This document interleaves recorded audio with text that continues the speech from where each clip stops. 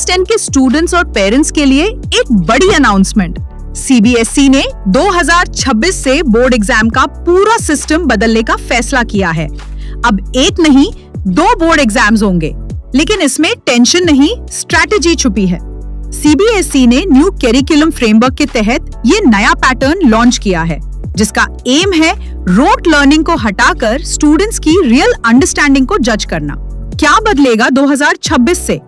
हर academic year में 2 board exams होंगे, term 1 और term 2। Term wise syllabus divide किया जाएगा।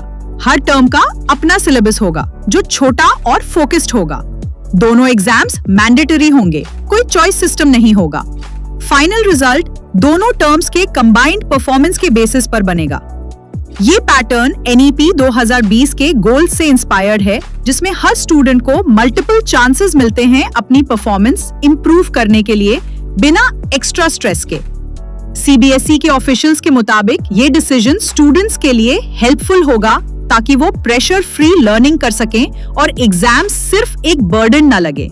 साथ ही इंटरनल असेसमेंट्स, प्रोजेक्ट्स और स्किल बेस्ड इवैल्यूएशंस भी सिस्टम का हिस्सा होंगे ताकि स्टूडेंट्स के ओवरऑल डेवलपमेंट को इंपॉर्टेंस मिले।